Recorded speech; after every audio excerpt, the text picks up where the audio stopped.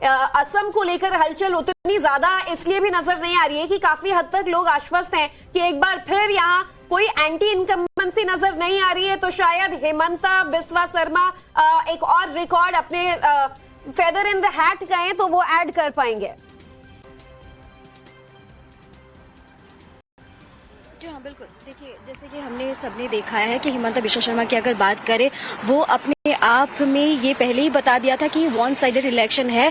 और असम की अगर बात करें, एग्जिट पोल्स की अगर बात करें और ग्राउंड में जैसे हमने न्यूज कवर किया, उसके कवर करते हुए भी हमने ये देखा है कि असम में बीजेपी का आने का चांसेस काफी ज्यादा है। और उसी के साथ साथ हिमंता बिस्वा शर्मा ने भी ये कहा है कि ये उनकी दूसरी टेन्योर होगी मुख्यमंत्री के हिसाब से। उसी के साथ साथ हम उनके घर के बाहर है और काफी बहुत जोरों से उनकी जो ये आज की जो चुनावी प्रचार की जो चुनाव हो गए थे, चुनाव के आज जो काउंटिंग है, काउंटिंग का आज रिजल्ट के लिए वेट करें। लेकिन हम ये कह सकते हैं कि जो एक जो सन्नाटा अभी आप देख पा रहे हो, कुछ ही देर में बहुत जोरों से ये सारी जो चीजें ये निकल के बाहर आएगा। उसी के साथ साथ अगर वोटिंग काउंटिंग सेंटर की अगर बात करें, लगभग 40 काउंटिंग सेंटर यहाँ पे है और 35 डिस्ट्रिक्ट्स की अगर बात करें, 35 डिस्ट्रिक्ट की काउंटिंग होंगे। और उसी के साथ साथ हम आपको ये भी बताना चाहेंगे, इस बार बीजेपी का जो वोट का मुद्दा था, इलेक्शन का मुद्दा था, ये था घुसपैठिया।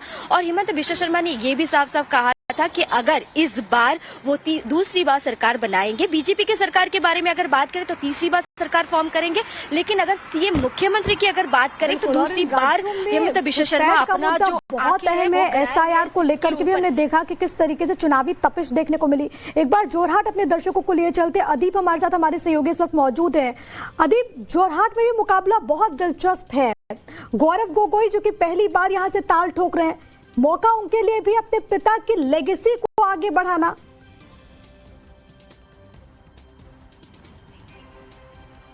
हाँ जी, बिल्कुल। देखिए, गौरव गोगोई के लिए ये एक अहम चुनाव है, अपने पिता की लेगेसी को आगे बढ़ाना है। जोरहाट एक बहुत ही महत्वपूर्ण ये कॉन्स्टिट्यूंसी है जहां से गौरव गोगोई इस बार चुनाव लड़ रहे हैं। मैं इस समय मौजूद हूं गौरव गोगोई के घर के बाहर। फिलहाल आप देख सकते हैं कि किस तरह की शांति है गौरव गोगोई के घर पे।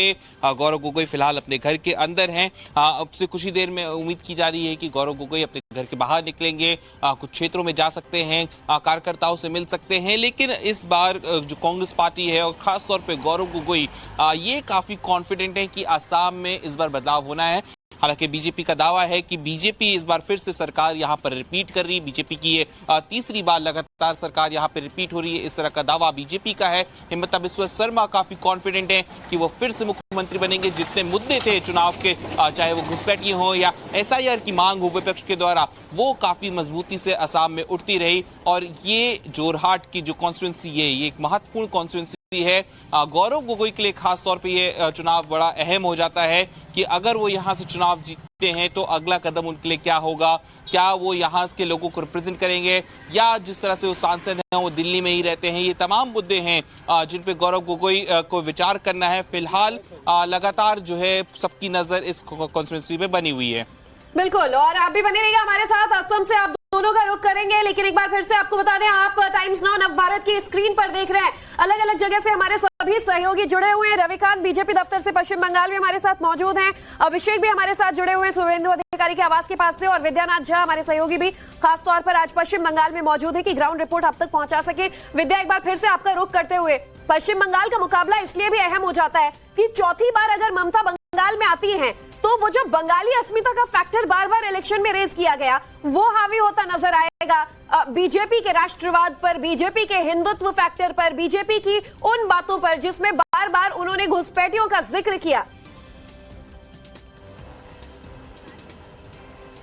जी देखिए, बीजेपी ने जिन चुनावी मुद्दों को लेकर इस बार चुनाव लड़ा है, ममता बनर्जी का मुद्दा उससे एकदम अलग रहता था। मां माटी मानुष का चुनाव लड़ती थी ममता बनर्जी, पिछले 15 साल में उन्होंने यही किया है। लेकिन इस बार अगर आप देखें तो इलेक्शन कमीशन, सिक्योरिटी फोर्स, केंद्रीय सुरक्षा बल जो यहाँ पर भेजे गए हैं, इन तमाम मुद्दों को उठाकर, वोटिंग सेंटर्स पर गड़बड़ी का एक बड़ा मुद्दा उठाकर, ये तमाम ऐसे मुद्दे ममता बनर्जी ने उठाए हैं पश्चिम बंगाल में, और जिसके जरिए वो आरोप लगाती हैं कि यहाँ पर चुनाव में गड़बड़ी करने की कोशिश की गई, लेकिन हमने देखा कि कल फालता से मैंने तमाम रिपोर्ट्स की थी, परसों शाम को हमने देखा था वहां पर कैसे चुनाव के दौरान गड़बड़ी की गई और आरोप टीएमसी पर ही लगा कि कैसे वहां जो बूथ थे उनमें लोगों को घुसने नहीं दिया गया, लोगों को डराया धमकाया गया। तो डर और धमकी की एक जो राजनीति का आरोप लगता रहा है ममता बनर्जी पर, उसका सच बाहर निकल कर आया। लेकिन एक बड़ी बात यह है कि देखिए, अगर आप याद करें 2011 में ठीक इसी तरीके से, जैसा कि इस बार लगभग 93% से ज्यादा वोटिंग हुई है, लगभग 94% के आसपास वोटिंग हुई है,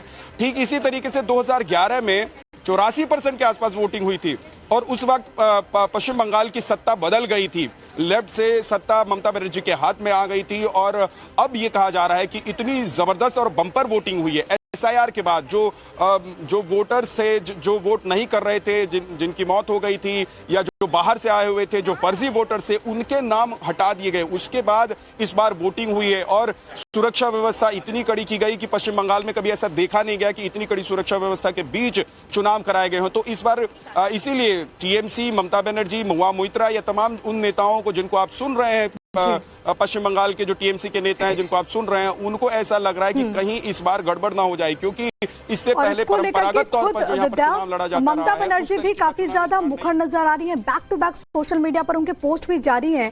लेकिन बीजेपी दफ्तर का एक बार रुख कर लेते हैं। रविकांत हमारे साथ, हमारे सहयोगी इस वक्त कनेक्टेड हैं। रविकांत, क्योंकि अंग बंग और कलिंग का जिक्र होता है, जिसमें अंग और कलिंग में यानी कि उड़ीसा और बिहार में तो भारतीय जनता पार्टी की सरकार आ गई, लेकिन बंग को लेकर के, बंगाल को लेकर के हमेशा कहा जाता रहा कि बीजेपी के लिए बंगाल की धरती सूखी है। इस बार जब बीजेपी इतना आश्वस्त है तो इसके पीछे के क्या कारण आपको नजर आते हैं? क्या बड़े गेम चेंजर, क्या बड़े फैक्टर्स आपको नजर आते हैं इस चुनाव में? देखिए, इस चुनाव का सबसे बड़ा फैक्टर जो भारतीय जनता पार्टी ने बनाया, वो बनाया है ममता बनर्जी की सरकार का जो करप्शन रहा है और एंटी इनकम्बेंसी। ये जो आप दफ्तर देख रहे हैं, ये जो है सॉल्ट लेक में भारतीय जनता पार्टी का जो दफ्तर है, यहाँ पर बीजेपी ने अपने उन नेताओं को लगाया जो लगभग 1 साल तक बंगाल से दिल्ली गए ही नहीं, यानी वो लगातार कैंप कर रहे थे। सुनील बंसल को यहाँ पर संगठन की जिम्मेदारी सौंपी गई और वो लगातार 1 साल से यहाँ पर काम कर रहे हैं। इतने माइन्यूट लेवल पर संगठन में काम किया। देखिए, नॉर्थ बंगाल में भारतीय जनता पार्टी की प्रेजेंस पहले भी थी। पिछली बार जो 77 सीटें आई थी उसमें 66 सीट जो है फर्स्ट फेज में बीजेपी वहां पर जीती थी। लेकिन जो यहाँ पर बाकी देश में देखें तो अर्बन सेंटर में बीजेपी की प्रेजेंस बहुत ज्यादा होती है और माना जाता है कि बीजेपी जो है वो शहरी पार्टी है। लेकिन यहाँ पर सिनेरियो बिल्कुल अलग है। आप कोलकाता देख लें, नॉर्थ 24 परगना देख लें, साउथ 24 परगना, डायमंड हार्बर, ये जो भद्र लोक का एरिया है, यहाँ पर बीजेपी की प्रेजेंस बिल्कुल नहीं थी। इसी एरिया में सेंध मारने के लिए बीजेपी ने अपने संगठन को उतारा और यहाँ पर फुटबॉल जो है बहुत लोकप्रिय है और बच्चों के बीच में भारतीय जनता पार्टी ने लगभग 80,000 फुटबॉल बांटे, लगभग 30-40 हजार बैट बॉल बांटे गए। तो वो जो यूथ के साथ कनेक्ट किया गया, एम्प्लॉयमेंट एक बड़ा मुद्दा था, घुसपैठ एक बड़ा मुद्दा था और बीजेपी की जो पूरी मशीनरी है जो चुनाव के लिए काम करती है, वो डेडिकेटेड होकर काम करती है और संघ के लोगों को चुनावी मैदान में रंग लाता नजर आएगा। ये आज तस्वीर साफ हो जाएगी पश्चिम बंगाल में कौन सा फैक्टर जो है वो गेम चेंजर साबित होता है। अभिषेक, आपसे भी इसी पर हम ओपिनियन चाहेंगे क्योंकि काफी वक्त तक आप पश्चिम बंगाल के वोटर्स के बीच पहुंचे हैं। ग्राउंड रिपोर्ट क्या कहता है? देखिए, पश्चिम बंगाल में हवा है, नो डाउट, लेकिन आज ये आंधी किसके लिए बनेगी हवा, ये जानना बहुत जरूरी हो जाता है क्योंकि ओवरऑल एग्जिट पोल्स साफ साफ देखा जाए तो ना बीजेपी को एक तरफा इशारा कर रहे हैं ना टीएमसी को। मुकाबला बहुत कड़ा है। ग्राउंड